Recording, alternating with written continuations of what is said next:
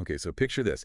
You're Yeah. walking along a sunny Southern California beach, and you stumble across like a 10-foot-long silvery fish Whoa. with a bright red mohawk. It looks like something straight out of like a monster movie. Yeah. And you snap a picture like, what is this thing? Well, that creature you found is an oarfish, An oarfish? sometimes called the Doomsday fish. Doomsday fish. Yeah, they're deep-sea dwellers rarely seen near the surface, Uh, unless something's amiss. Doomsday fish. That sounds ominous. Right? Are they dangerous? Well, Could this recent sighting in Southern California really mean that, like, an earthquake is coming? let's unpack this, starting with the oarfish itself. Okay. They're remarkable creatures with long, ribbon-like bodies Okay. that can grow up to 36 feet, 36 feet? longer than a school bus. Oh my gosh. They have a striking red dorsal fin running the length of their body, adding to their otherworldly appearance. Wow, that's huge. Yeah. No wonder they've inspired legends. But if they live so deep, why are we even talking about them? That's the mystery. Yeah. They inhabit the mesopelagic zone, That's a pelagic zone. which starts about 650 feet below the surface and extends down to 3,000 feet.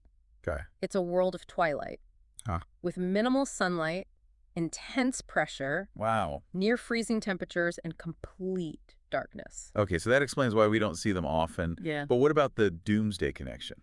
The idea of oarfish being harbingers of disaster is deeply rooted in Japanese folklore. Huh? They're known as Rugu no Tsuka, Jugunotsukai. messengers from the sea god's palace who warn of impending earthquakes or tsunamis. Interesting. There are captivating historical accounts of oarfish sightings preceding major seismic events, like the 2011 Choku earthquake and tsunami in Japan. So are these stories just coincidence, or could there be something more to it? Well, there's the rub. Yeah. The scientific community is pretty skeptical. Oh, A 2019 study found no solid evidence linking oarfish sightings to earthquakes. It could just be illusory correlation. We see patterns where none exist. Oh, I see. Yeah. So why do they come to the surface at all then? There are several possibilities. Okay. They could be driven upwards by changes in water temperature or pressure, or disoriented by currents. Oh. They might be sick Oh. or injured. Oh, no. We simply don't have enough data to say for sure. Okay, so let's delve into the science of this mesopelagic zone. Yeah. What's it like down there? Imagine a world of perpetual twilight. Twilight, okay. Sunlight dwindles rapidly with depth, a Like- phenomenon described by the Beer-Lambert law. The Beer-Lambert law, right? The deeper you go, the less light there is. I see. By the time you reach the mesopelagic zone, it's practically pitch black. That sounds eerie. How does anything survive in such darkness? Many organisms in the zone have evolved large, sensitive eyes to make the most of the limited light. Wow. Some have even developed bioluminescence, Bioluminescence. the ability to produce their own light. Like fireflies, but underwater? So cool. Exactly. What about the pressure and temperature? The mesopelagic zone is a challenging environment. Okay. The pressure is immense. Yeah. At 1,000 meters deep, it's about 100 times greater than at the surface. Wow. And the temperature hovers just above freezing. Oh my gosh, how can anything withstand that kind of pressure? It's a testament to the power of adaptation. Yeah.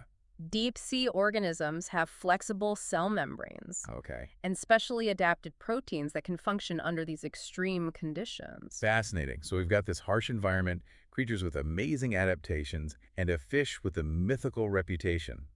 But where do oarfish fit in the grand scheme of things? They belong to the family Trachypteridae, Pteridinae. which includes other deep-sea oddities like ribbonfish and dealfish. Oh, okay. Scientists are using morphological and molecular data to unravel the evolutionary relationships between these fishes. So interesting. There was even a recent study where a supposed doomsday fish from the Bay of Bengal turned out to be misidentified. Wow, a case of mistaken identity in the deep sea. That's kind of funny. Yeah. So are oarfish just a Pacific phenomenon, or are they found elsewhere? You might be surprised to learn that oarfish and their relatives aren't just a Pacific phenomenon. The Mediterranean Sea also has its own share of Trachypteridae, Really? including Trachypterus, Trachypterus, and Zoochrystatus, with records from the Adriatic and Aegean seas. So these doomsday fish are more widespread than we might think. Yeah. But back to our original question. Could this recent sighting in Southern California really mean an earthquake is on the way? Well, while the scientific evidence doesn't support a direct link between oarfish sightings and earthquakes, Their appearance near the surface does tell us something. What? It suggests there might be changes happening in their deep sea environment. Here's where it gets really interesting. Right. What kind of changes? And could those changes be connected to seismic activity? We'll delve into that in the next part of our deep dive. Welcome back to our deep dive into the world of the Doomsday fish and the mysteries of the mesopelagic zone. Last time we left off on a little bit of a cliffhanger. Right. We're talking about changes in the oarfish's deep sea environment that might cause them to surface. Yeah. What could those changes be? That's a question that scientists are still grappling with. Okay. One possibility is that oarfish are more sensitive than other creatures to subtle shifts in the Earth's electromagnetic field, which can occur before earthquakes. So they're like living seismographs. It's an intriguing idea, but more research is needed. Yep. Another possibility is that they're reacting to changes in water pressure or temperature. Right. Remember, the mesopelagic zone is a dynamic environment, Yeah. influenced by currents, upwellings, and even the movement of tectonic plates. Okay, so these changes, whether they're related to earthquakes or not, could be driving oarfish towards the surface. Exactly. But what does that tell us about the health of the mesopelagic zone itself? That's a crucial question. The mesopelagic zone plays a vital role in the ocean's ecosystem. Okay. It's home to a vast array of creatures, Right. from microscopic plankton to giant squid. We were talking about giant squid earlier. What role do they play in this ecosystem? Giant squid, like oarfish, are top predators in the mesopelagic zone. Oh. They hunt fish, smaller squid, and crustaceans, helping to regulate populations and maintain balance within the food web. So they're kind of like the lions of the deep sea. In a way, yes. Okay. But unlike lions, they have to contend with the extreme conditions of the mesopelagic zone: the darkness, the pressure, the cold. We've talked about some of the adaptations that help creatures survive in that environment, Right. like bioluminescence and flexible cell membranes. Yeah. But how do they find food in perpetual darkness? That's where things get really fascinating. Okay. Many mesopelagic creatures have evolved incredible sensory adaptations Oh, wow. to navigate and hunt in the dark.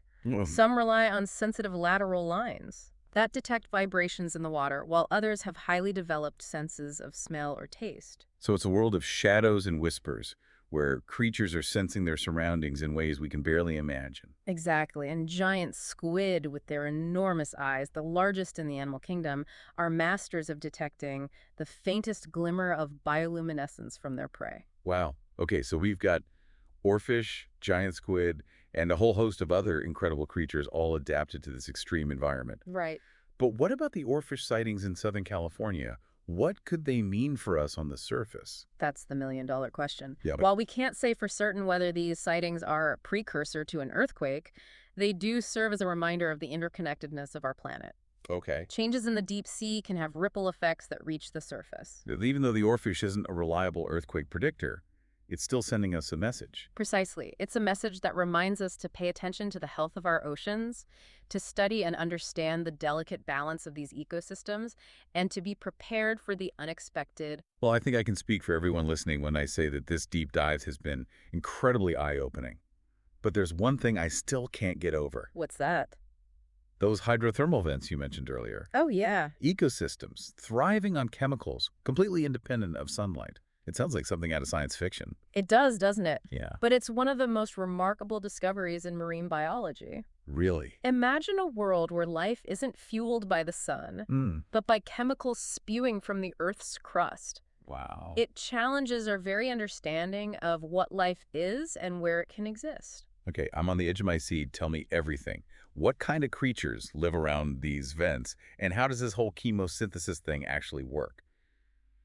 Welcome back to the final part of our deep dive. It's amazing how much we've learned about oarfish and the secrets of the mesopelagic zone. Yeah, it's been quite a journey exploring these ancient myths and modern science. We've covered a lot of ground. Last time you were telling us about these hydrothermal vents, Oh, ecosystems that exist completely independent of sunlight, fueled by chemicals from the Earth's crust. yeah. It's like something out of a science fiction movie. It does sound unbelievable, but these ecosystems are very real. Imagine a world of crushing pressure and near freezing temperatures, thousands of feet below the surface.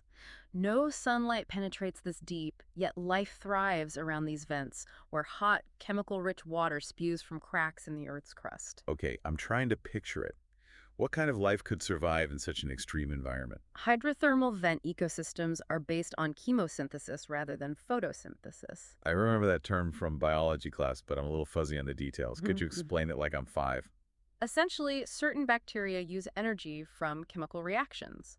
In this case, reactions involving hydrogen sulfide, which is abundant in the vent fluids. To produce food, they're like the ultimate off-grid chefs, using chemicals instead of sunlight to cook up a feast. Wow, that's incredible. So these bacteria are the foundation of the entire ecosystem. Exactly. They form the base of the food web, supporting a surprisingly diverse community of organisms. Like what? What other creatures live down there? Oh, it's a menagerie of bizarre and fascinating creatures. You've got giant tube worms, some growing up to 8 feet tall, 8 feet. with symbiotic bacteria living inside them that provide them with food. There are also vent mussels, vent crabs, vent shrimp, and even vent fish, all specially adapted to this extreme environment. It's mind-blowing to think that all this life is thriving in a place that seems so inhospitable to us. But it makes you wonder what other secrets might be lurking in the depths of our oceans. That's the beauty of the deep sea. It's a realm of infinite possibilities. Every new discovery reminds us how much we still have to learn about our own planet. So let's bring this back to our original question about the oarfish and earthquakes. Yeah. We've gone on this amazing journey into the mesopelagic zone, exploring myths, science, and the incredible adaptations of deep-sea life. Right. What's the final verdict? Could the oarfish we encountered be a doomsday prophet? Should Southern Californians be worried about an impending earthquake? Based on the current scientific evidence, the idea that oarfish predict earthquakes remains just a myth. Their rare appearances near the surface are more likely due to other factors like changes in ocean currents or water temperature, or perhaps even illness. So no need to panic just yet. No, not yet. But these doomsday fish appearances still make you think, right? Hmm. They remind us that there's a whole world down there, largely hidden from view, Right. and changes in that world can sometimes ripple up to the surface. That's a great point. While the oarfish might not be a reliable earthquake predictor, its presence serves as a reminder of the interconnectedness of our planet and the importance of studying and understanding these deep-sea ecosystems. This deep dive has been incredible. What are some key takeaways for our listeners? I think the biggest takeaway is that we should approach the natural world with curiosity and wonder.